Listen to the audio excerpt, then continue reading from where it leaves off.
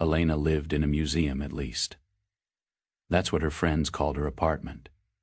Every cushion was perfectly fluffed, every book was arranged by color, and her career followed a similar flawless trajectory.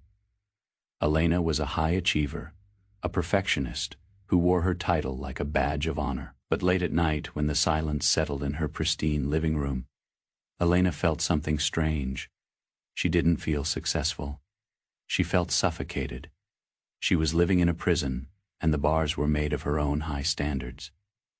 The problem with chasing perfect is that it has no ceiling.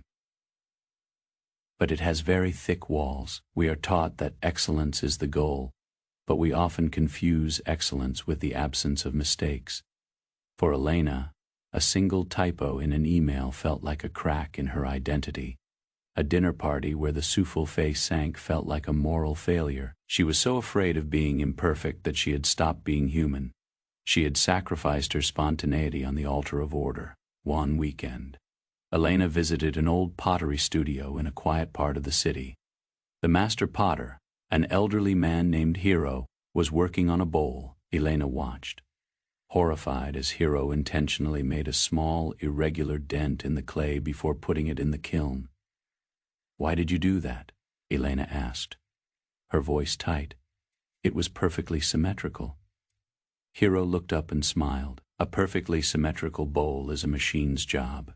It is dead, this dent," he pointed to the mark, "is where the life enters.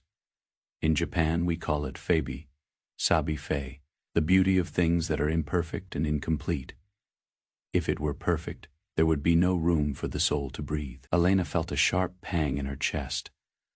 She realized that her life was so perfect that there was no room for her soul to breathe. She was so busy polishing the surface that she was hollow on the inside. This is the perfect prison. The belief that if we look perfect and do everything perfectly, we can avoid the pain of being judged or the fear of not being enough.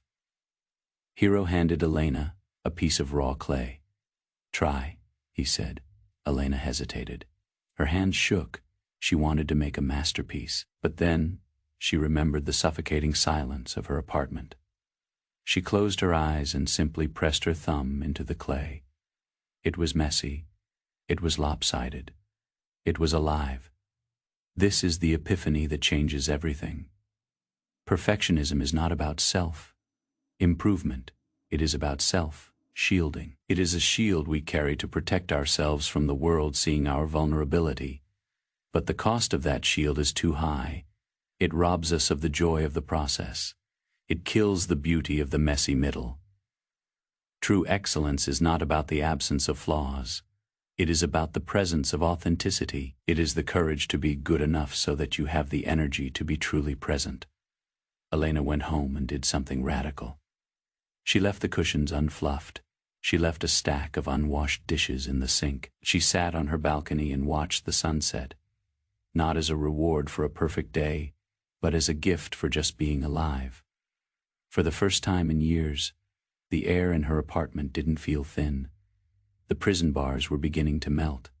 If you are trapped in your own perfect prison today, know this: the world doesn't need your perfection. It needs your presence. It needs your unique, messy, beautiful soul. Healing begins when you give yourself permission to be a work in progress. Lower the bar, open the door, and finally, let yourself breathe.